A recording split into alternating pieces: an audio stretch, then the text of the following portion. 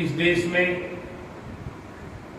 गणतंत्र और प्रजातंत्र की नींव रखने वाले तथागत गौतम बुद्ध और तथागत गौतम बुद्ध की परंपरा को भारतीय संविधान के माध्यम से आगे बढ़ाने वाले भारतीय संविधान के निर्माता बाबा साहब डॉक्टर भीमराव अंबेडकर और रिपब्लिकन पार्टी ऑफ इंडिया के संस्थापक बाबा साहब डॉक्टर भीमराव अंबेडकर और उनके दी हुई इस रिपब्लिकन पार्टी ऑफ इंडिया और भारत देश के संविधान के आम और रिपब्लिकन साथियों, जब हमारी एक बार कोई मीटिंग होती है तो मीटिंग का एक उद्देश्य होता है और इस मीटिंग का जो उद्देश्य है वो हरियाणा जो रिपब्लिकन काउंसिल है जिसमें हमारे 8 जिलों के मेंबर्स जो पदाधिकारी हैं उनके अध्यक्ष, जिलाध्यक्ष, उपाध्यक्ष, महासचिव, वो 8 जिलों के आए, 2 जिलों के, एक गुड़गावा और एक नू, इन 2 जिलों से साथी वो नहीं आए। बाकी रेवाड़ी से आपका सोनीपत, आपका कैथल, कुरुक्षेत्र, भिवानी, दादरी, हिसार और सोनीपत, इन 8 जिलों के जो कार्यकर्ता हैं रिपब्लिकन हरियाणा काउंसिल के, वो आज इसमें शामिल हुए हैं और उनका एक उद्देश्य है कि हरियाणा में रिपब्लिकन पार्टी ऑफ इंडिया के प्रदेश अध्यक्ष का चुनाव करना। ये हरियाणा में रिपब्लिकन पार्टी ऑफ इंडिया के प्रदेश अध्यक्ष का चुनाव इसी साल 29 जनवरी 2025 को जो कुरुक्षेत्र का पीपली रोड पे हेरिटेज होटल है उसमें चुनाव संपन्न हुआ था। मतपेटी रखी गई थी, वोट डाले गए थे और उसमें ये एडवोकेट तेलूराम नाफरिया जी को 19 वोटों से जीत मिली थी और इनको प्रदेश का अध्यक्ष चुना गया था। उसके बाद इस पार्टी का जो बाबा साहब डॉक्टर अंबेडकर ने बनाई है, इसके संविधान के मुताबिक हर 3 वर्ष में एक बार चुनाव होता है राष्ट्रीय कार्यकारिणी का, राज्यों की कार्यकारिणी का, जिलों की कार्यकारिणी का। इसके लिए 15 जून 2025 को हमारी राष्ट्रीय कार्यकारिणी की बैठक सोलापुर में हुई थी, जिस दिन पूरे देश की 18 राज्यों की कार्यकारिणी, सभी जिलों की कार्यकारिणी और राष्ट्रीय कार्यकारिणी को भंग कर दिया गया था, क्योंकि हर 3 साल में एक बार ऐसा होता है, दोबारा से चुनाव होते हैं। सोलापुर की कार्यकारिणी में ये निश्चित हुआ था कि 1 जुलाई से 1 अगस्त तक हमारा सदस्यता अभियान चलेगा। इस पार्टी में प्राइमरी मेंबर और सक्रिय मेंबर 2 तरह के मेंबर होते हैं। प्राइमरी मेंबर को 10 रुपए साल में फीस देनी होती है, सक्रिय मेंबर को 25 रुपए साल में फीस देनी पड़ती है। इस सदस्यता अभियान के तहत हरियाणा के जो प्राइमरी मेंबर और सक्रिय मेंबर जो चले, उनके बाद 15 अगस्त से और 1 सितंबर तक जिला अध्यक्षों के चुनाव हुए। अब की बार पार्टी ने थोड़ा सा जो अध्यक्ष बनने के लिए आगे आने वाले जो साथी थे उनके लिए थोड़ा सा फाइनेंशियल बर्डन उनके ऊपर रखा कि जो जिला अध्यक्ष का चुनाव लड़ना चाहता है जो साथी, उसको पार्टी के खाते में, पार्टी का जो सरकारी खाता है, राष्ट्रीय खाता जो है, उसमें 5,000 रुपए जमा कराने होते हैं नॉमिनेशन फीस के लिए जिला अध्यक्षों में।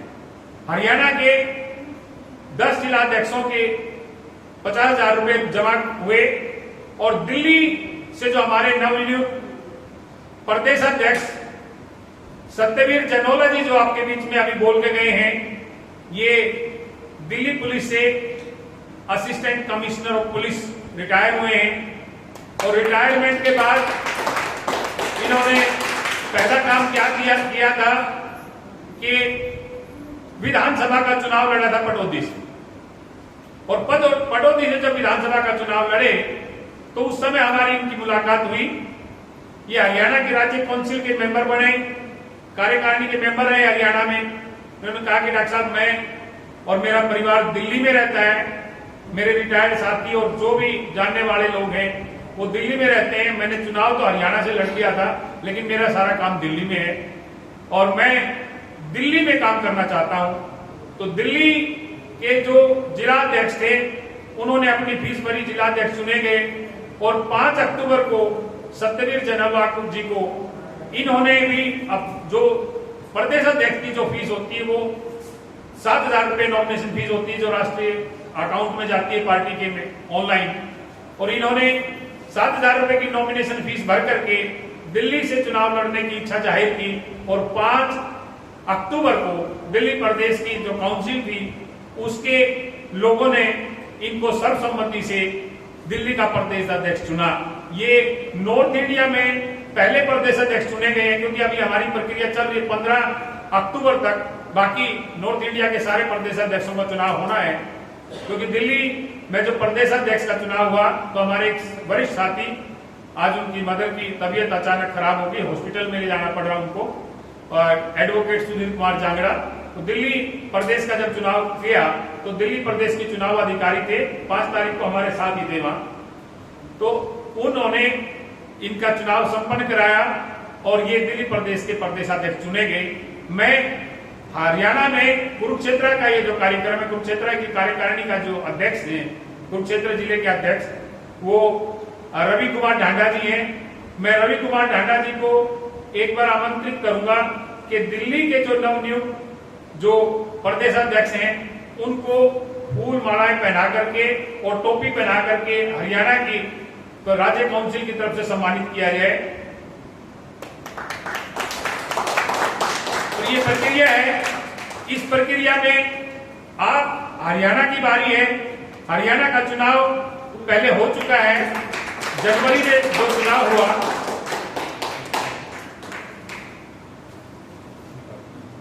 जनवरी में जो चुनाव हुआ था उसमें हरियाणा के प्रदेश अध्यक्ष चुने गए थे एडवोकेट तेलूराम नाफरिया, और 15 जून को सारे स्टेटों की कार्यकारिणी भंग हो गई थी। तो इसके साथ साथ जो है हरियाणा की भी कार्यकारिणी भंग हुई थी। अब 10 जिलों के जिलाध्यक्ष हरियाणा के चुने गए हैं और उसके बाद जो है आज हरियाणा के प्रदेश अध्यक्ष का चुनाव होना है। तो मैं इस हरियाणा का जो प्रदेश अध्यक्ष के लिए जो प्रक्रिया है उसको आप लोगों के साथ साझा करेंगे, लेकिन उससे पहले मैं कुछ बातें आप लोगों को जो रिपब्लिकन पार्टी ऑफ इंडिया है इसके बारे में मैं बताना चाह रहा हूं कि रिपब्लिकन पार्टी ऑफ इंडिया जो है वो कई व्यक्ति ऐसा मानते हैं कि नई पार्टी है, कि हमने आज ही सुनी है। लेकिन अगर आप इतिहास से रूबरू नहीं हो रहे हैं, इतिहास को नहीं पढ़ रहे हैं, इलेक्शन कमीशन के चुनाव की जो वेबसाइट है उसको रिजल्ट और उसके आंकड़े अगर नहीं देख रहे हैं तो आपको संभवतः यही लगेगा कि ये नई पार्टी है।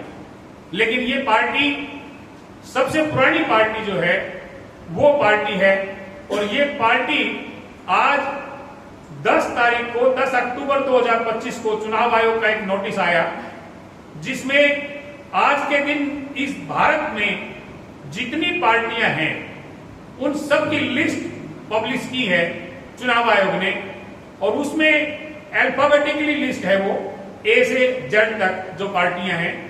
1634 नंबर पे आपकी रिपब्लिकन पार्टी ऑफ इंडिया का नंबर है जो अल्फाबेटिकली है।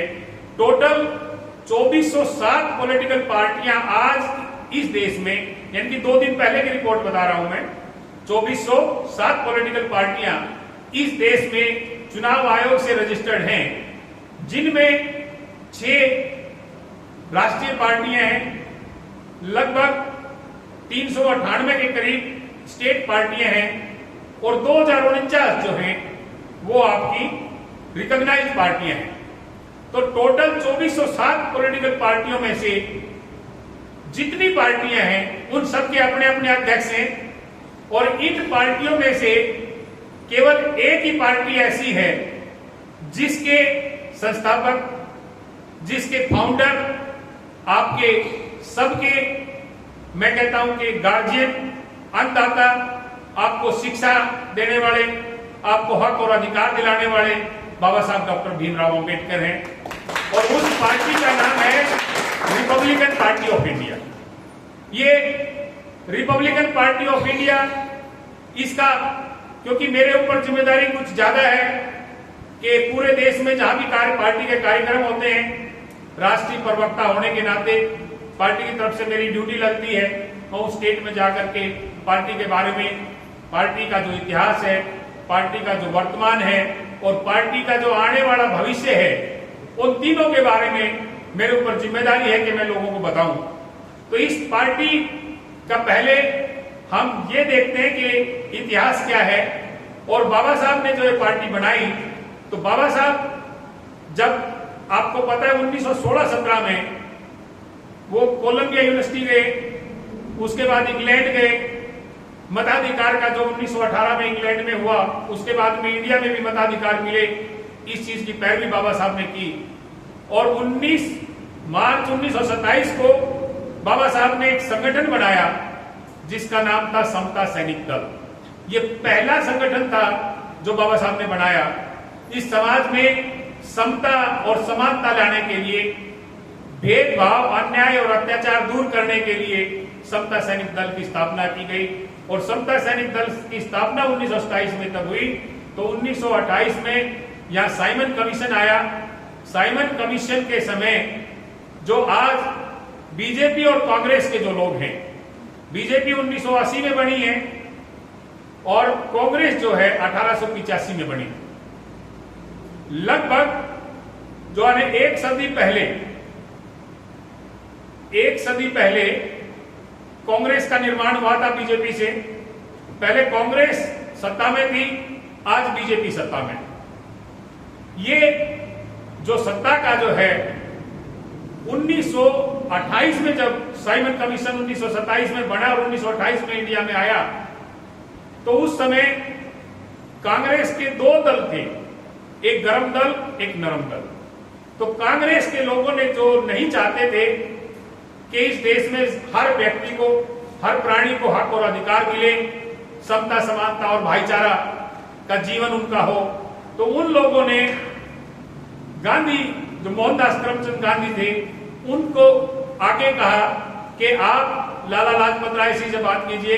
लाला लाजपत राय को भेजा गया लाहौर में, और क्या उद्देश्य था? साइमन कमीशन का विरोध करना। विरोध क्यों करना था? क्योंकि साइमन कमीशन इस देश में प्रजातंत्र की स्थापना के लिए आना था। साइमन कमीशन ने इस देश में व्यक्ति को वोट के अधिकार के लिए आना था। साइमन कमीशन ने इस देश में समता, समानता और भाईचारा स्थापित करने के लिए प्रजातंत्र की नींव रखने आना था। और ये वो लोग नहीं सहन कर पाए जो पहले कांग्रेस में या गर्म दल में थे या नरम दल में थे। उन लोगों ने लाला लाजपत राय को कहा कि जो साइमन कमीशन है उसका विरोध करो, उसको ब्लैक बैजेस दिखाओ, ब्लैक फ्लैग्स दिखाओ, साइमन कमीशन गो बैक के नारे लगाओ। उद्देश्य ये था कि अगर साइमन कमीशन इस देश में आकर के अपनी रिपोर्ट सबमिट करता है ब्रिटिश पार्लियामेंट को, तो यहां संभवतः प्रजातंत्र लागू हो जाएगा, और इसको नहीं लागू होने देना चाहते थे। तो इस देश के 3 बड़े नेता, ये जो आज हम हरियाणा में है, पंजाब का हिस्सा होता था, पंजाब बहुत बड़ा स्टेट था, और पंजाब से एक जाट समाज के एक लीडर, बहुत बड़े लीडर थे, आप सबको संभवतः नाम याद होगा, सर छोटू राम चौधरी। सर छोटू राम दूसरे बैकवर्ड क्लास से बिहार, बाद में यूपी, लखनऊ शिफ्ट हो गए थे, शिवदयाल चौरसिया। और तीसरे जो शेड्यूल कास्ट समाज था उस समय का, उससे बाबा साहब डॉक्टर भीमराव अंबेडकर। इन तीनों नेताओं ने लाहौर में जाकर के साइमन कमीशन का स्वागत किया, फूल मालाएं पहनाई और पूरे देश का भ्रमण कराया। और उसके परिणाम स्वरूप इस देश में प्रजातंत्र स्थापित हुआ और 1935 का अधिनियम बना। और 1935 के अधिनियम के बाद जब सबको वोट डालने का अधिकार मिलना था, लेकिन 1935 का जो अधिनियम था उसके हिसाब से केवल इस देश की 14% पॉपुलेशन थी जिसको वोटिंग राइट था। क्योंकि वोटिंग राइट पहले सब लोगों को नहीं था, पढ़े लिखे लोगों को था, जो सरकारी नौकरी करते थे ब्रिटिश गवर्नमेंट के उनको था, जो बड़े बड़े जमींदार थे उनको था, और जो इनकम टैक्स देते थे उनको। वो केवल 14% पॉपुलेशन थी जिन लोगों को वोट का अधिकार था।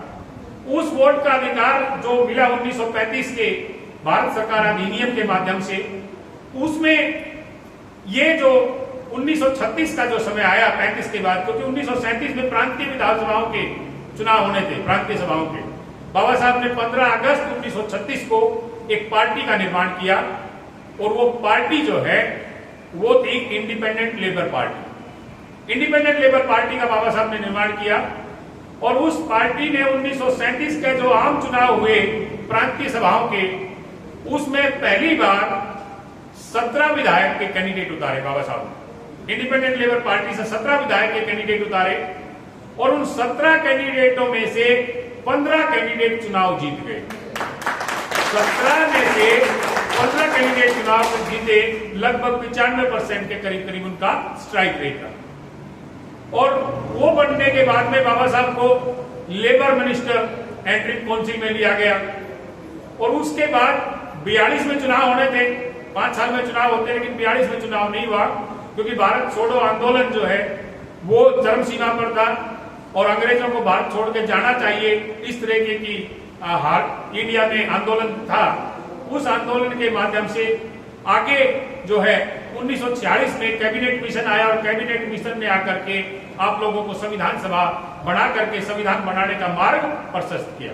तो ये जो कैबिनेट मिशन जब आया, तो उसमें 1942 में जो चुनाव होने थे वो नहीं हुए, 1946 में सीधा संविधान सभा के चुनाव हुए, और संविधान सभा के चुनाव जो है वो ये जो प्रांतीय सभाएं थी इनके माध्यम से हुए। तो 1946 में फिर से बाबा साहब की जो पार्टी थी वो चुनाव मैदान में थी, लेकिन उस समय बाबा साहब की चुनाव की जो पार्टी थी, राजनीतिक पार्टी का नाम बदल चुका था। और वो बदल के क्या हुआ, जो इंडिपेंडेंट लेबर पार्टी थी उसका बाबा साहब ने 19 जुलाई 1942 को नागपुर के राष्ट्रीय अधिवेशन में उसका नाम बदल दिया था, और उस समय इसका नाम रखा गया था schedule caste federation. Schedule caste federation में सारे एससी बीसी जो भी डिप्रेस्ड थे सब उसका हिस्सा थे। और शेड्यूल कास्ट फेडरेशन ने 1946 का चुनाव लड़ा, जिसमें केवल 2 व्यक्ति शेड्यूल कास्ट फेडरेशन से देश की संविधान सभा में जा पाए, और दोनों ही ऐसे व्यक्ति गए जिनमें से एक ने भारत के संविधान का निर्माण किया और दूसरे ने पाकिस्तान के संविधान का निर्माण किया। एक व्यक्ति जो जिसका भारत के संविधान का निर्माण जिन्होंने किया, बाबा साहब डॉक्टर भीमराव अंबेडकर, वो संविधान सभा में चुने गए शेड्यूल कास्ट फेडरेशन से। और दूसरा व्यक्ति जोगेंद्र नाथ मंडल, जोगेंद्र नाथ मंडल जो बंगाल से थे, वो पार्टीशन जब हुआ तो बंगाल का वो एरिया जहां से बाबा साहब भी चुन के आए थे और जोगेंद्र नाथ मंडल भी चुन के आए थे, वो एरिया जो गांधी और कांग्रेस जो थी उन्होंने जानबूझ करके पाकिस्तान को दे दिया था। और वो पाकिस्तान में जाने के बाद बाबा साहब पाकिस्तान के संविधान सभा के सदस्य नहीं रहना चाहते थे, इसलिए बाबा साहब ने वहां से रिजाइन किया और भारत वापिस आए। लेकिन जोगेंद्र नाथ मंडल जो है वहां के संविधान के निर्माता रहे, और इधर जो है बाबा साहब भारत के संविधान के निर्माता रहे। तो 1946 के चुनाव में जो ये 2 व्यक्ति संविधान सभा में चुने गए, दोनों ने एक का भारत का संविधान बनाया और एक ने पाकिस्तान का संविधान बनाया। ये ताकत थी शेड्यूल कास्ट फेडरेशन के चुने हुए लोगों की। से उसके बाद देश का संविधान बना, और 16 जून 1949 को जो पहले केवल 14% लोगों को वोट का अधिकार था वो खत्म कर दिया, और इस देश में प्रत्येक भारतीय, चाहे वो किसी जाति का है, चाहे वो किसी धर्म का है, चाहे वो किसी गांव का है, चाहे किसी क्षेत्र का है, चाहे अनपढ़ है, चाहे पढ़ा लिखा है, उन सबको एक कंडीशन थी कि 21 साल की उम्र हो और इस देश का नागरिक हो, वो वोट देने का अधिकार उसको बाबा साहब ने सबको दिलाया। बाद में 1989 में 61वां संविधान संशोधन इस देश की पार्लियामेंट ने किया, और 1989 से जो 98 में हुआ था और 1989 से इस देश में जो वोटिंग की जो आयु थी 21 साल उसको घटा करके कर दिया 18 साल। अब इस देश में प्रत्येक नागरिक, चाहे वो किसी जाति का है, किसी धर्म का है, औरत है, पुरुष है, न्यूट्रल जेंडर है, जो भी है, इस देश में वो 18 साल की अगर उसकी उम्र पूरी है और इस देश का नागरिक है तो वो वोटर है। प्रत्येक व्यक्ति को वोट का अधिकार है। अब ये जब वोट का अधिकार सबको मिला तो बाबा साहब ने भारत संविधान स्थापना करने के बाद में फिर जो पहला आम चुनाव इस देश का हुआ, वो उसमें दूसरी बार शेड्यूल कास्ट फेडरेशन जो है वो आगे आई और शेड्यूल कास्ट फेडरेशन ने फिर से चुनाव लड़ा 1951-52 में। और 1951-52 के चुनाव में शेड्यूल कास्ट फेडरेशन के 2 मेंबर पार्लियामेंट चुन के आए। बाबा साहब चुनाव हार गए थे उस 1951-52 के चुनाव में, उनको जो उपचुनाव था वो भी हार गए थे, लेकिन 2 मेंबर लोकसभा में चुन के आए और बाबा साहब राज्यसभा के मेंबर थे। और जो 2 लोग चुन के आए उसके साथ साथ 5 स्टेट ऐसे थे जिनसे लोकसभा के सांसद तो नहीं चुने गए, लेकिन उनका वोट जो था शेड्यूल कास्ट फेडरेशन को वो 4% से ज्यादा था। और उस समय ये व्यवस्था थी चुनाव आयोग की कि अगर कोई पार्टी किन्हीं 4 राज्यों में 4% से ज्यादा वोट अगर ले लेती है तो वो राष्ट्रीय पार्टी घोषित हो जाती है। तो बाबा साहब ने 1951-52 के चुनाव में ही इस शेड्यूल कास्ट फेडरेशन को राष्ट्रीय पार्टी बनाया। ये राष्ट्रीय पार्टी बनी शेड्यूल कास्ट फेडरेशन। उसके बाद 1957 का दोबारा चुनाव आना था, लेकिन उससे पहले ही बाबा साहब ने 18 मार्च 1956 को आगरा में वो अपना वो उद्देश्य जाहिर किया, जिस उद्देश्य को लेकर के वो राजनीति में आए थे।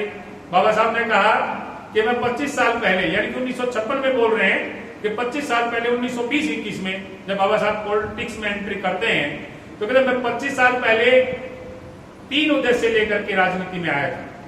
बाबा साहब को डिस्ट्रिक्ट जज की भी ऑफर की गई थी, बाबा साहब ने मना कर दिया। बाद में कहा कि हाई कोर्ट जज भी प्रमोट कर देंगे, बाबा साहब ने मना कर दिया।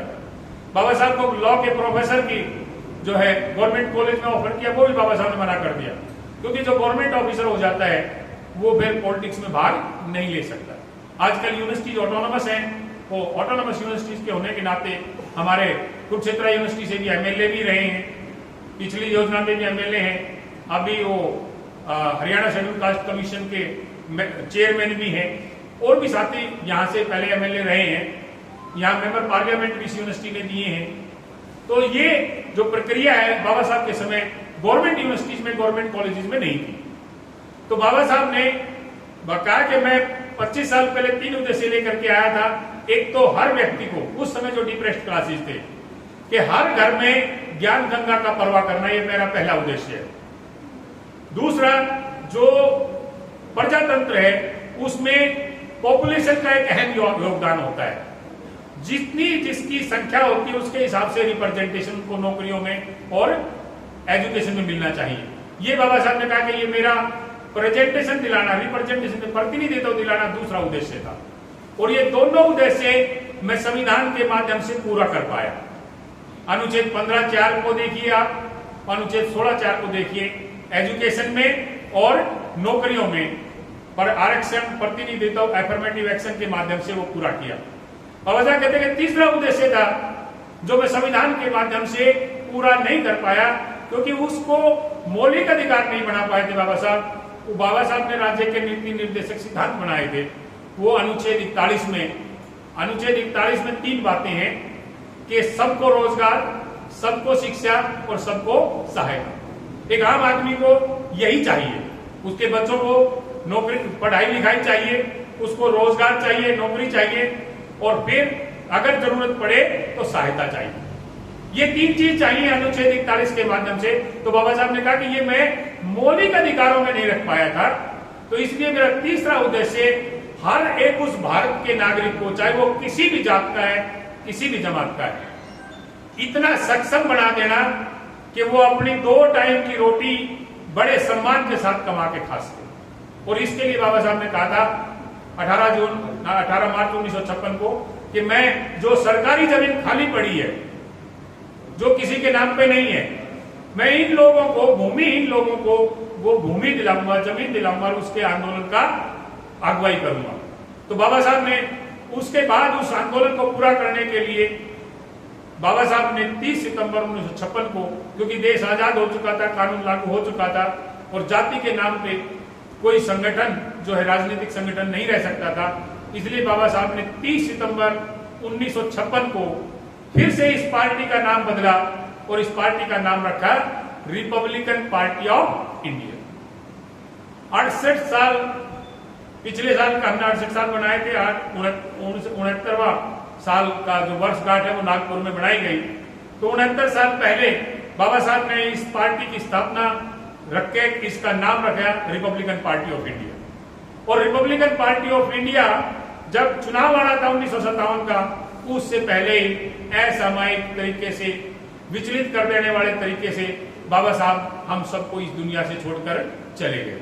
और उनके जाने के बाद में आम चुनाव होना था 1957 का, तो बाबा साहब के जो अनुयायी थे उन लोगों ने फिर से इस पार्टी को, क्योंकि राष्ट्रीय पार्टी थी पार्टी, फिर से इस पार्टी को बम्पर वोटिंग की और चुनाव आयोग में बदलाव हुए। बदलाव होने के बाद में अब जो प्रेजेंट में है वो ये है कि अगर कोई भी पार्टी टोटल लोकसभा के 2%, यानी कि आज वो सीट है 11, 543 सीटों पे चुनाव होता है, आज उसका मतलब है 11 सीटें। उस समय 494 सीटें होती थी और 421-22 पे पहले चुनाव हुआ था, उसके हिसाब से वो सीटें बनती थी 9।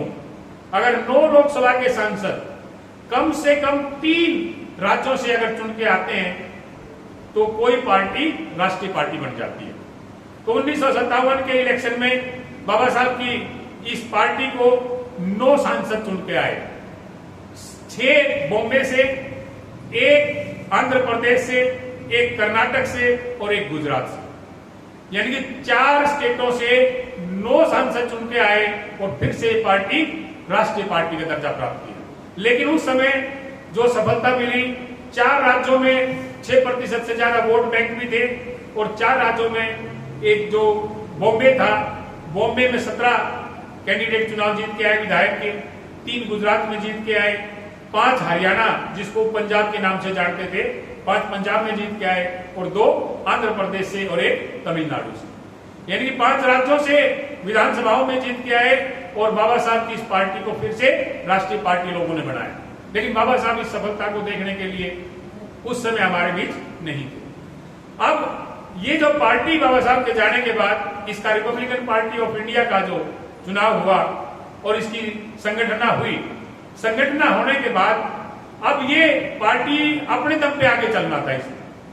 तो 1967 का जब आम चुनाव हुआ, 1962 में भी 3 लोकसभा के मेंबर जीत के आए, 1967 में भी लोकसभा के मेंबर उत्तर प्रदेश से जीत के आए और इस पार्टी ने 1967 में 4 राज्यों में विधायक जिताए, गठबंधन की सरकारें बनाई। सबसे पहले आपका पंजाब में यहाँ का डिप्टी स्पीकर जो था गुरचरण सिंह सैनी, वो सैनी समाज से थे, टांडा विधानसभा से जीत के आए थे, वो यहाँ पंजाब से डिप्टी स्पीकर बने। एक यहाँ का फाइनेंस मिनिस्टर बना, एक लेबर मिनिस्टर बना, एक रिहेबिलिटेशन मिनिस्टर बना। उस समय क्योंकि 5 व्यक्ति जो है हरियाणा से जीते थे 1962 में, फिर ये पंजाब से जीते 3 और 2 हरियाणा से जीते, तो 5 में से 3 जो है वो मंत्री बने, गठबंधन की सरकार रही। गठबंधन की सरकार यूपी में रही और उसके बाद गठबंधन की सरकार महाराष्ट्र में रही और बिहार में 1967 में एक विधायक जीत के आया था, वो भी कांग्रेस की गठबंधन की सरकार में मंत्री बना।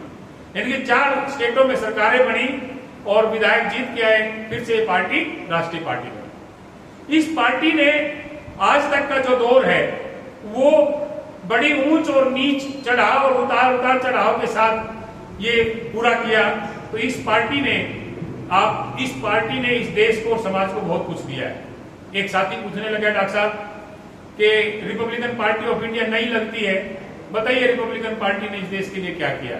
मैंने कहा कि 68 साल, पिछले साल पूछा था फोन पे, 68 साल में इस रिपब्लिकन पार्टी ऑफ इंडिया ने, पहले कांग्रेस है, उसके बाद बीजेपी और तीसरे नंबर पर रिपब्लिकन पार्टी ऑफ इंडिया है, जिसने सबसे ज्यादा प्रदेशों से लोकसभा और राज्यसभा के सांसद भी हैं।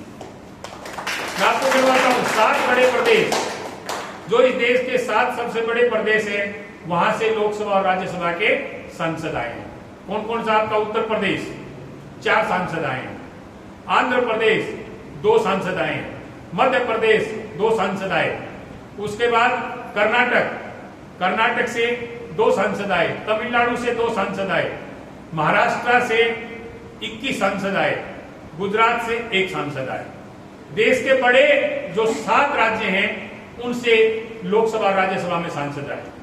इस देश ने जो देखा, भारतीय संविधान जो बना, तो बाबा साहब जो इस भारतीय संविधान के निर्माता थे और भारत के प्रथम कानून मंत्री थे, और काउंसिल में जो अंग्रेजों के समय लेबर काउंसिल के मंत्री थे, ये इस पार्टी ने दिए। भारत का संविधान निर्माता इस पार्टी ने दिया है।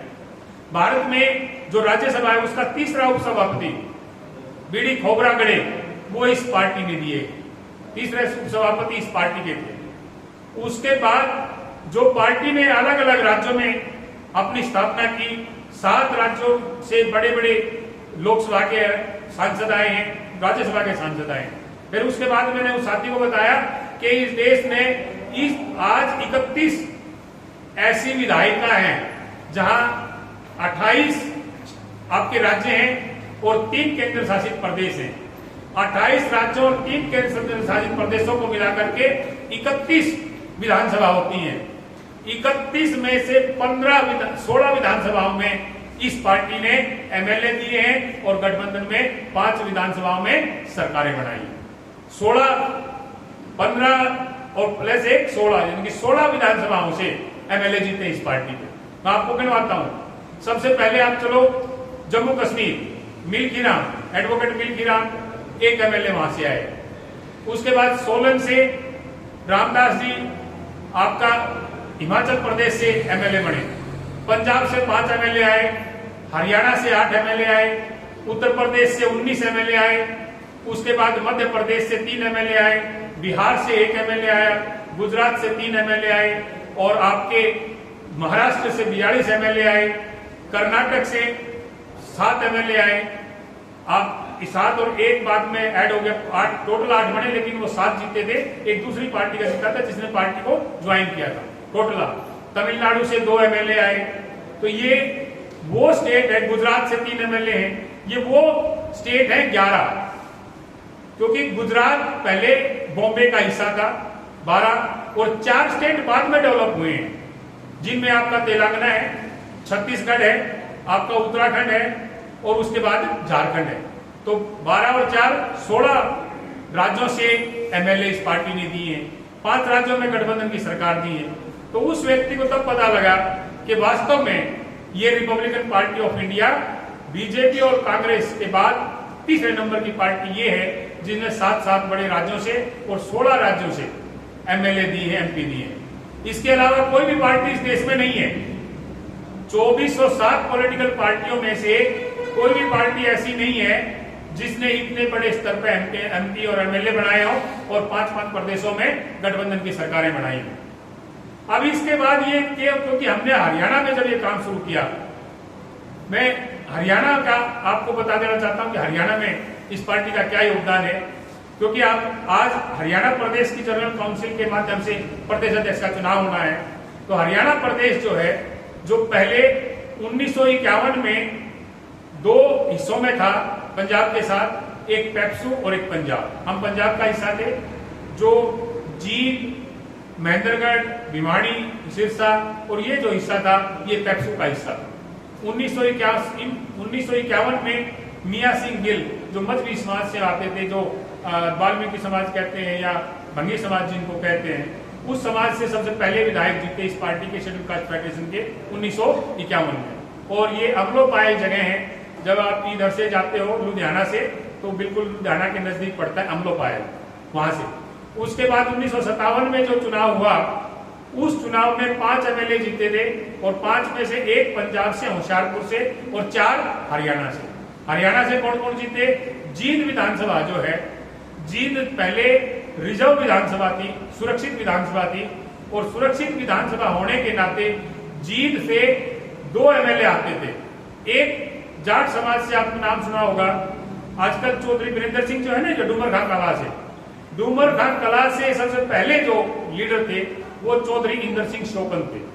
चौधरी इंदर सिंह शोकन बाबा साहब की पार्टी से, इस जिसका आज नाम रिपब्लिकन पार्टी ऑफ इंडिया है, इससे एमएलए बने थे जींद हल्के से। दूसरा एक रिजर्व एमएलए था भलेराम माथुर, दणोदा गांव पड़ता है। जब हम यहाँ से जाते हैं नरवाना से हिसार बाईपास की तरफ, सुरेवाड़ा चौक की तरफ, तो रास्ते में गांव आता है दणोदा, एक एमएलए वहां से बना। तीसरा जो आपके नजदीक जो है ना, आपका असंध जो इलाका है, आजकल जिसको असंध इलाका बोलते हो, ये पहले जूंडला था, उससे पहले राजौन था। राजौन से चौधरी बाबूराम ढांडा वो एमएलए बने हैं। और एक ये पुंडरी इलाका बिल्कुल लगा हुआ है, जैसे ही कुरुक्षेत्र की पैराफेरी खत्म होती, कुरुक्षेत्र क्षेत्र खत्म होता है तो पुंडरी इलाका है। तो पुंडरी इलाके से जो है ना एक और एमएलए जो बने, जो रोड समाज से थे, भाग सिंह रोड। तो ये 5 एमएलए 1957 में बने। 1 नवंबर 1966 को हरियाणा पंजाब दोनों अलग अलग हो गए, और पंजाब का अलग होने के बाद जब हरियाणा बना तो पहला आम चुनाव इस देश का जो हरियाणा में प्रदेश में जो हुआ, पंजाब और हरियाणा अलग होने के बाद में 1967 में हुआ। 1967 में 2 MLA Republican party of India ने जिताए। शायद संभवतः आपको नाम याद होगा। आज आप कैथल से एक व्यक्ति को जानते होंगे जो कांग्रेस का राष्ट्रीय प्रवक्ता है, रणदीप सिंह सुरजेवाला को जानते हैं। रणदीप सिंह सुरजेवाला के जो फादर थे वो पहली बार एमएलए बने थे रिपब्लिकन पार्टी ऑफ इंडिया से 1967। और ये नरवाना हल्का था उस समय, नरवाना रिजर्व हल्का नहीं था, जनरल हल्का था। तो वहां से रणदीप सिंह सुरजेवाला के फादर जो शमशेर सिंह सुरजेवाला थे, वो सबसे पहले एमएलए बने थे रिपब्लिकन पार्टी ऑफ इंडिया से। और दूसरा एमएलए बना था मुलाना हल्का जो आपका है, आज रिजर्व है, पहले भी उस टाइम भी रिजर्व था, मुलाना से राम प्रसाद चौधरी। ये 2 एमएलए बने। और 1 साल में विशाल हरियाणा पार्टी की जो सरकार थी वो गिर गई, और 1968 में फिर दोबारा से चुनाव हुए। तो 1968 में हरियाणा में एक एमएलए जीत के आया, और वो एमएलए कौन था? जिसको बाबा साहब ने 1951 में फौज से रिटायर्ड आए थे। पहले वो घरोंडा रहते थे, फिर कुडलन गांव में, कुडलन गांव पड़ता है आपका ये करनाल जिले में, कुडलन में शिफ्ट हो गए थे। फौज से रिटायर आए थे, बाबा साहब से मिले 1951 में, और बाबा साहब ने उनको करनाल जिले का अध्यक्ष लगाया था। करनाल जिले का अध्यक्ष जब वो थे, उसके बाद में 1967-68 में वो इस प्रदेश के अध्यक्ष थे, बनवारी राम कुडलन। तो बनवारी राम कुडलन इस प्रदेश के अध्यक्ष थे। और 1968 में रिपब्लिकन पार्टी ऑफ इंडिया से जूंडला हल्का होता था उसमें, जो राजौन था, राजौन का नाम बदल गया था जूंडला। तो जूंडला से 1968 में बने बनवारी राम कुडलन। उसके बाद में ये जो काफी समय तक इस पार्टी का लगभग 32 साल तक कोई एमएलए नहीं आया हरियाणा में। लेकिन 1998 में जब मैंने इस लॉ प्रोफेशन में एंट्री की, मैंने एलएलबी शुरू की थी 1998 में एमटी यूनिवर्सिटी रोहतक से। उस समय छात्र नेता होते हुए राष्ट्रीय पदाधिकारियों ने मुझे इस प्रदेश में महासचिव की नियुक्ति दी थी। और महासचिव जब मैं बना तो हमने 5 एमएलए के टिकट दिए थे, और उनमें से एक पलवल जो जिला है, पलवल में पलवल विधानसभा है। पलवल विधानसभा से आज जो हमारे रिपब्लिकन पार्टी ऑफ इंडिया के जिंदा वर्तमान विधायक जो है, जो आज जिंदा है, वो 2000 में उनको टिकट दी। और पलवल से चौधरी कर्ण सिंह दलाल जो हैं, वो 2000 से 2005 तक हरियाणा की विधानसभा में रिपब्लिकन पार्टी ऑफ इंडिया के एमएलए रहे।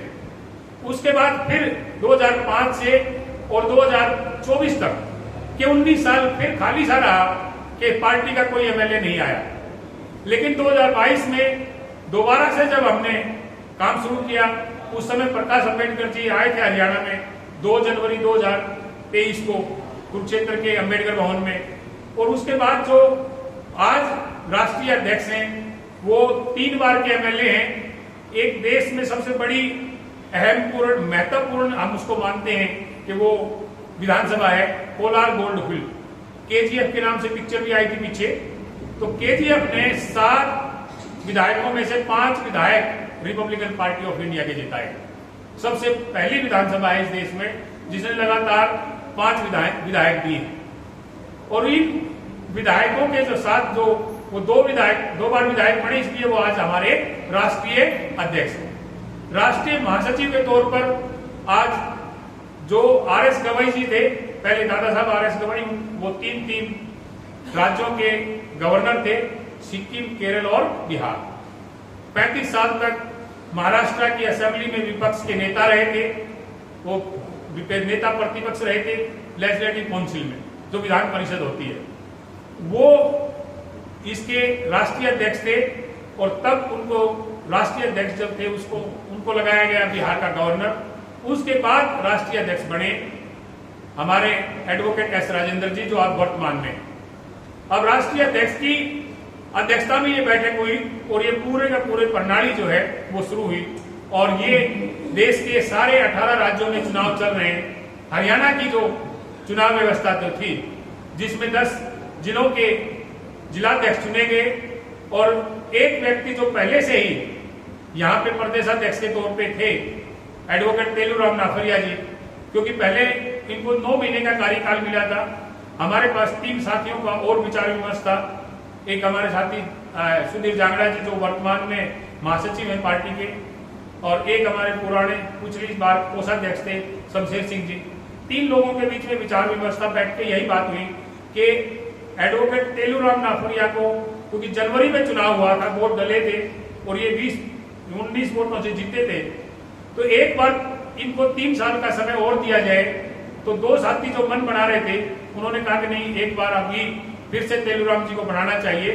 और फिर ये 2 अक्टूबर को डिसाइड हुआ। तेलूराम जी ने, क्योंकि अब जो राज्य का अध्यक्ष लगता है उसके लिए 7,000 रुपये नॉमिनेशन फीस होती है, तो तेलूराम जी ने अपनी 7,000 नॉमिनेशन फीस अकाउंट में डलवाई पार्टी के में। और ये क्योंकि एक ही फीस थी, क्योंकि 3 फीस नहीं डली, तो इसलिए तेलूराम जी को एक बार फिर से प्रदेश के 10 जिला अध्यक्ष जो थे उनकी सम्मति से जो एक बार इनको फिर से मौका देने की कोशिश की गई है।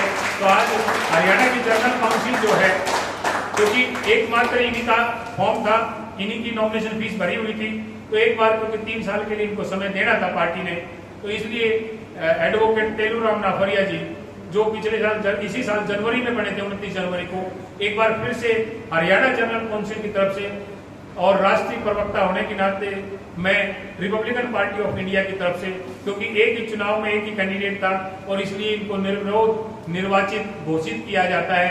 एडवोकेट तेलूराम नाफरिया जी एक बार फिर से 3 साल के लिए जो है ना प्रदेशाध्यक्ष हरियाणा के रहेंगे और अच्छा काम करेंगे तो आगे फिर रिपीट हो सकते, नहीं तो किसी दूसरे साथी को मौका मिलेगा। उस अवसर पर मैं जो हरियाणा के कुरुक्षेत्र जिला के अध्यक्ष हैं हमारे रवि कुमार ढांडा जी, और दिल्ली के हमारे नवनियुक्त प्रदेशाध्यक्ष हैं, और साथ में हमारे जो प्रोफेसर बैठे हैं यूनिवर्सिटी के, क्योंकि यूनिवर्सिटी के बहुत कम लोग हैं जो बाहर निकल के आते हैं, लेकिन ये पहले भी प्रकाश अम्बेडकर जी आए तब भी, उनके बाद भी हुआ, तो 3-4 प्रोग्रामों में रहे हैं। और यूआईटी से हमारे प्रोफेसर हैं साथी, ये सारे मिल करके अध्यक्ष जो नव निर्वाचित है तेलूराम नाफरिया जी, इनको पगड़ी और फूल माला पहना करके एक बार इनको सम्मानित करेंगे और हरियाणा में 3 साल के लिए एक बार इनको बार काम करने का मौका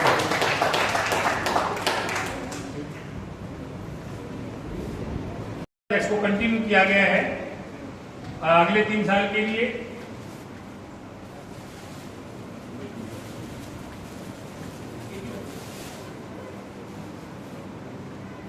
तो दिल्ली के प्रदेशाध्यक्ष जो पहले 5 तारीख को निर्वाचित हुए हैं, अब हरियाणा के प्रदेशाध्यक्ष, इसी तरीके से 18 राज्यों के अलग अलग प्रदेशाध्यक्ष निर्वाचित होंगे। और उसके बाद में 7 दिसंबर को हिंगोली महाराष्ट्र में हमारे राष्ट्रीय अध्यक्ष का चुनाव होना है।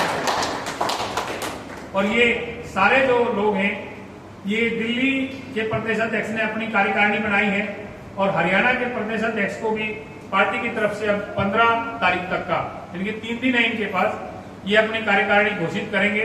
और कार्यकारिणी में से कुछ नाम जो है वो पहले सलाह मशुरा हो चुका है जिनके ऊपर, क्योंकि पहले हमारे पास वर्तमान में जो जिला प्रदेश के महासचिव के रूप में काम कर रहे हैं, एक और साथी जो पहले सचिव के रूप में काम कर रहे थे, सोम कुमार जी पिछले साल सचिव थे जब पिछली बार जो कार्यकारिणी बनी।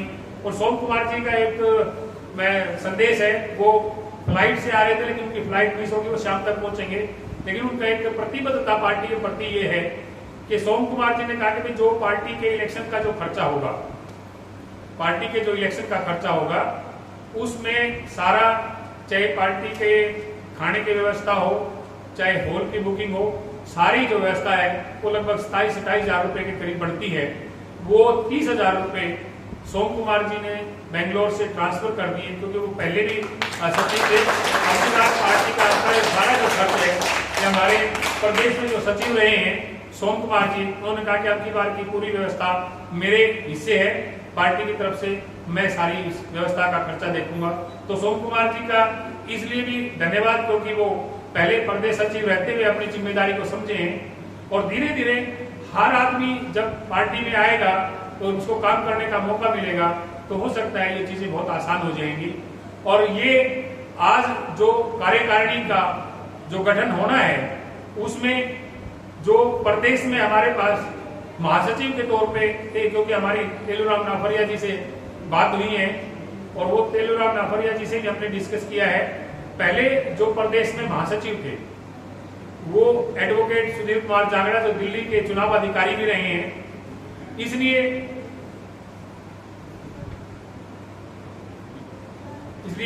जो एडवोकेट सुधीर कुमार जांगड़ा है वो तेलुराम नाफरिया जी से जो डिस्कशन करने के बाद जो फाइनल हुआ है, वो तेलुराम नाफरिया जी प्रदेश के अध्यक्ष होंगे और एडवोकेट सुधीर कुमार जांगड़ा जो है वो प्रदेश के उपाध्यक्ष के तौर पर।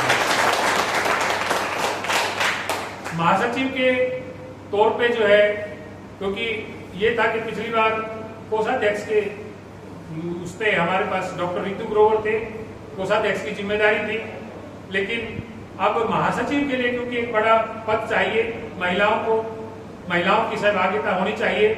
तो सुमित काय पापा आपके कहाँ पहुंचे हैं? इनके फादर जो है वो, इनकी मदर और फादर रास्ते में है, देख पता कर कहाँ पहुंचे हैं। तो वो क्योंकि अलग अलग समाज, क्योंकि एक ऐसा नहीं कि एक ही पार्टी एक ही जाति की हो, ऐसा नहीं। तो हमारे जो समाज में बाई कास्ट जो है, सब कास्ट जो है, तो वो उनका भी सबका ध्यान रखा गया है।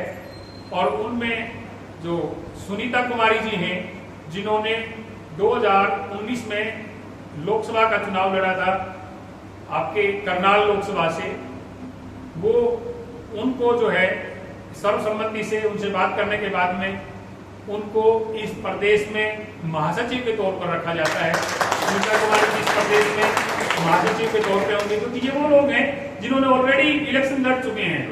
लोकसभा का इलेक्शन कोई छोटी बात नहीं होती है और हम जिम्मेदारी देना चाहेंगे, लेकिन अभी हमारे एक साथी और हैं यहाँ जो हमारे प्रोफेसर मनजीत सिंह हैं, लेकिन अभी कुछ चीजें बाद में डिस्कस होंगी। प्रोफेसर मनजीत सिंह ने भी 2019 में लोकसभा चंडीगढ़ से चुनाव लड़ा हुआ है। इनकी पार्टी है, पॉलिटिकल पार्टी इनकी। तो इनका उद्देश्य ये है कि पहले 1-2 मीटिंग में आऊंगा मैं और फिर मैं अपनी पार्टी को डिसॉल्व करूंगा रिपब्लिकन पार्टी ऑफ इंडिया में, उस दिन मेरे को पद देना। तो तब तक कोई दिक्कत नहीं है। मनजीत जी को जो है ना, जो पहले लोकसभा का इलेक्शन लड़ चुके हैं चंडीगढ़ से, आगे फिर जो है ना पार्टी इनको प्रत्याशी के रूप में देखना चाहेगी। जब ये सर्वसम्मति से अपनी पार्टी के दूसरे पदाधिकारियों के साथ आकर के ज्वाइन करेंगे, तो उस समय फिर पार्टी इनको भी जो है जो जिस तरीके से पार्टी के में सलाह मशूरा होगा उसके हिसाब से इनको पद दिया जाएगा पार्टी में। और उसके बाद महासचिव के बाद में सचिव के तौर पे, क्योंकि पहले भी जो काम किया है सोम कुमार जी, जो आर्मी से रिटायर्ड हैं और जिन्होंने आज की व्यवस्था, पूरी व्यवस्था का जो खर्चा जो है वो रिपब्लिकन पार्टी ऑफ इंडिया को डोनेट किया है। फिर से वो, क्योंकि उनकी फ्लाइट अभी मिस हो गई, शाम तक वो पहुंचेंगे। पिछली बार यहीं थे हेरिटेज होटल में जब वो चुनाव हुआ, तो सोम कुमार जी को इस प्रदेश में फिर से सलाह मशुरा करने के बाद में सचिव के तौर पर रखा जाता है। सचिव जो है वो हमारे सोम कुमार जी होंगे। और एक बड़ी, क्योंकि पार्टी में जैसे जैसे काम होता है तो वित्तीय संसाधन जो है, वित्तीय जो मैनेजमेंट है, वित्तीय प्रबंध जो है, उसको आगे चढ़ाने के लिए, आगे बढ़ाने के लिए हमारे पास कोई एक ऐसा ही व्यक्ति होना चाहिए जो वित्तीय मैनेजमेंट, जो वित्तीय प्रबंध उनको बहुत अच्छे से जानकार हो। तो इसके लिए पहले भी हमारे पास इनका एक्सपीरियंस रहा है। Chief manager, chief zonal manager retire हुए हैं स्टेट बैंक ऑफ इंडिया से, और मैंने बैंकर होने के नाते वित्तीय प्रबंध इनको बहुत अच्छे से आता है। तो इसलिए पार्टी सर्वसम्मति से जो है ना हमारे शमशेर सिंह जी को पार्टी में प्रदेश कोषाध्यक्ष के रूप में और इनको रखती है। तो शमशेर सिंह को भी अपना फूल माला और टोपी पहना करके रवि डांडा जी अभी इनको नहीं पहनानी तो पड़ेगी, बिना पहनाए नहीं काम चलता। इनको भी टोपी पहना करके इनको प्रदेश का जो कोषाध्यक्ष जो इनको बनाया गया है, इनकी यही इच्छा थी मेरे अच्छा जो पैसे वैसे का लेन देन है उसके प्रबंधन में ठीक से कर पाऊंगा, क्योंकि मैं रिटायर्ड बैंकर हूँ। तो ये इनको जो है ना प्रदेश के कोषाध्यक्ष के रूप में जो जिम्मेदारी दी है। तो ये 5 मेन पद हैं, 2 पद हमारे पास और एक महिला अध्यक्ष का और एक युवा अध्यक्ष का। इन दोनों पे विचार विमर्श चल रहा है, लेकिन आज फाइनल नहीं हो पाया है।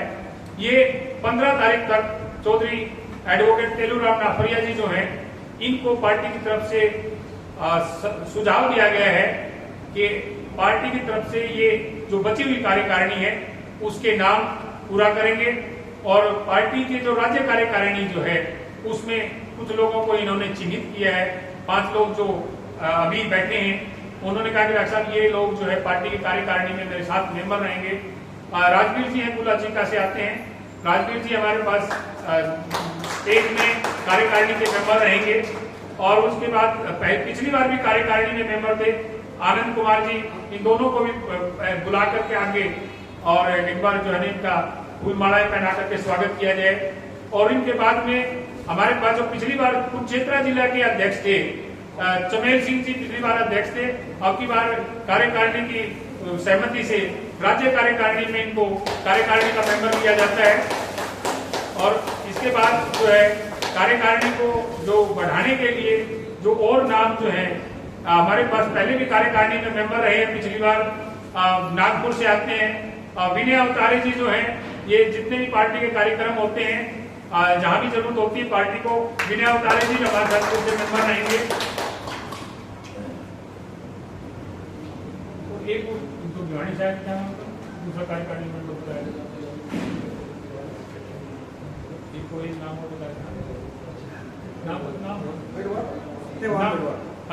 हाँ सत्यवान बेगवाल जी,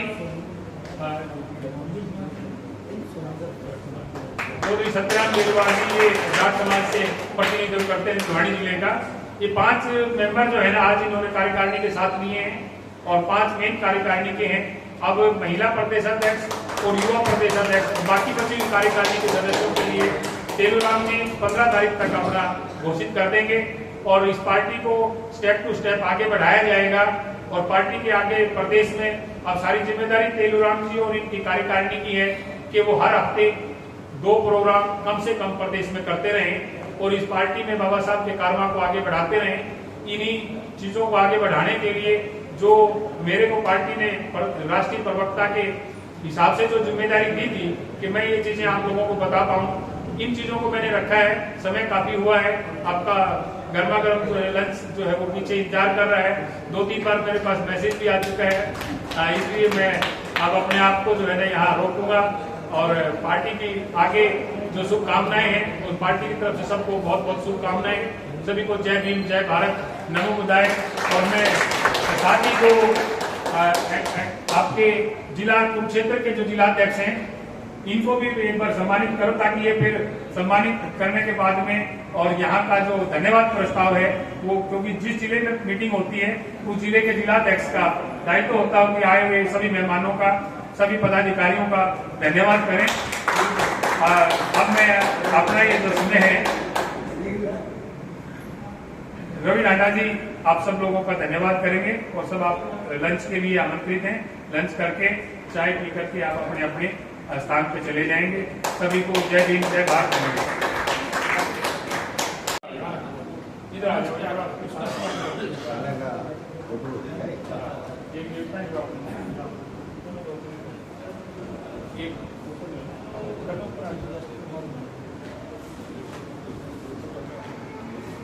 एक बार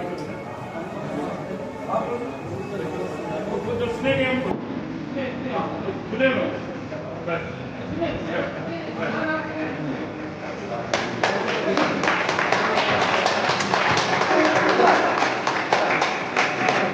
Terima kasih.